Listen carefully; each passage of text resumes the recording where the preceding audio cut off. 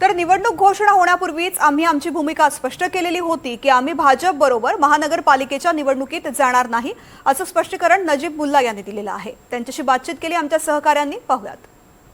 राज्यामध्ये महायुतीचं सरकार आहे, परंतु ठाण्यामध्ये कुठेतरी महायुतीमध्ये घटक पक्ष असणारा राष्ट्रवादी काँग्रेस पार्टी, अजित पवार गट तो कुठेतरी जे महायुतीचा घटक पक्ष आहे त्याच्यापासून कुठेतरी वंचित आहे। आणि विशेष म्हणजे ठाण्यामध्ये भाजप आणि शिवसेनामध्ये कुठेतरी आलबेल आहे।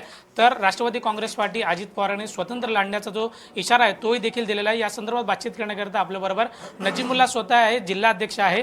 साहेब, तुम्ही देखील स्वतंत्र लढण्याचा इशारा दिलेला आहे, परंतु महायुतीमधून अद्यापर्यंत एकदाही जे आहे ते तुम्हाला बोलण्यात आले, 2 बैठक पार पडल्या ठाण्यामध्ये।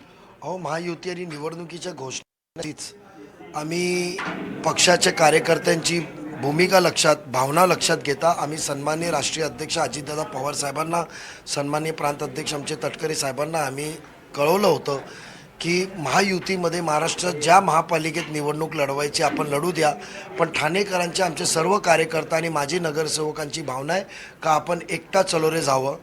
आमची प्रस्ताव आम्ही दिला होता की शिवसेनेबरोबर मान सन्मानाने बोलवलं तर आम्ही शिवसेनेबरोबर जाणार, पण भाजप असेल तर आम्ही महायुतीत सामील होणार नाही। जेव्हा आम्ही स्वतःहून आम्ही निवडणूक जाहीर होण्याच्या आधीच घोषणा केली होती की आम्ही भाजप असेल तर आम्ही सोबत जाणार नाही महायुतीत निवडणूक लढताना, तर आमंत्रणाचा प्रश्नच येत नाही।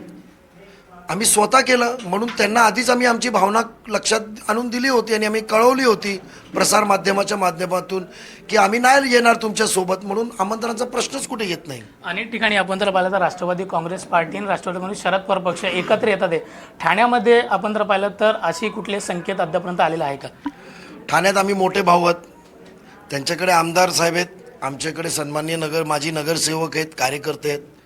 प्रस्ताव आजपर्यंत असं काय आलेला नाही आहे, पण राजकारणाच्या पलीकडे कार्यकर्त्यांची भावना लक्षात घेता जितेंद्र आव्हाड साहेबांविरुद्ध मी स्वतः लढलो, ते आमचे काही शत्रू नव्हे, ते राजकीय प्रतिस्पर्धी होते। त्यांच्या कार्यप्रणाली, काम करण्याची पद्धतीवर आक्षेप नोंदून आम्ही सर्व, आणि दादांचं आकर्षण, दादांचा प्रेम, दादांचा काम करण्याची पद्धत आणि आमच्यावर असलेला अतूट विश्वास